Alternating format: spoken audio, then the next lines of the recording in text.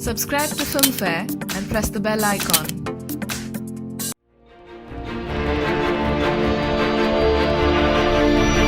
अंधेरे में छुपे मैं उनकी हर सोच से जुड़ा हुआ हूँ। I hope पापा सिया को भूल नहीं गए। ध्यान से, इस अंधेरे में कई खतरे हैं। The show that just doesn't stop giving. Amazon Prime Video's Breathe Into the Shadows. So what does this show offer? What keeps Breathe Into the Shadows alive? Let's have a closer look or smell at it. Breathe Into the Shadows stands on 3 lifelines, and the strongest of them is the performances. कि मैं दिन में 50,000 बार सोचता हूँ और एक बार भी आभा के सामने नहीं बोल सकता. So please for heaven's sake, let me say it! Abhishek delivers a performance so internally wired, and that's the credibility of a seasoned, accomplished and a secured actor.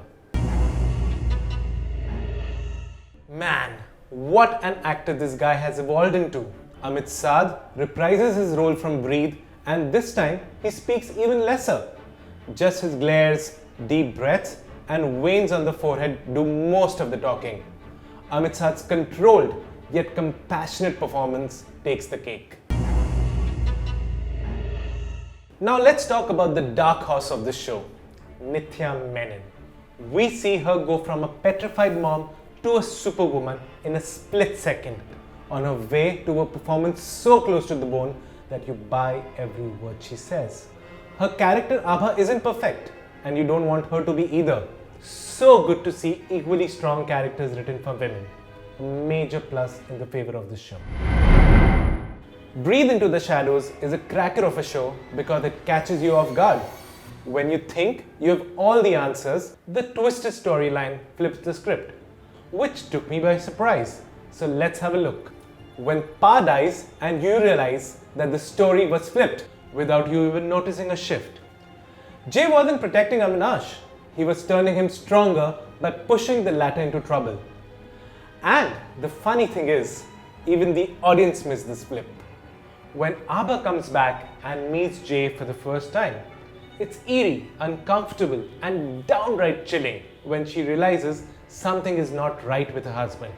She walks out of the house, but with a suspicion so strong that it flips the course of the story again. And when it's all done and dusted and we all are relieved to see Avinash finally recover, Jay pops up again. He's still alive, he's still kicking, and he still had unfinished business. Can he be stopped? Nobody knows. What's he up to now? We just wonder. And that wonder brings us to the biggest talking point of Breathe Into the Shadows. The C16. Nobody knows what it is. A medicine, a code, or a weapon. We just don't seem to crack it. Is Jay deadlier than he appears? Are we missing out on something? Perhaps we are. And I just noticed this tiny little detail. Episode 10. When Abha comes back home, the TV shows a video about bomb diffusion. As much as we know, neither did Avinash have such explosive plans, nor was Jay instructing him to do so. So why to learn bomb diffusion? Is it part of a larger scheme of things? Is there more than what meets the eye? Or do we even know Avinash Sabharwal at all? A fine way to leave the audience cliffhanging for more. Questions that have made the show the talk of the town. People on the internet have gone berserk trying to decode the show, create fan theories and explain what the end really meant. All of this pushed me to air my thoughts too. I just couldn't resist. So that's all from my end. The binge watcher in me is content now. But I too, like everyone else, I'm looking forward to what's next. So this was my take on the 3 lifelines.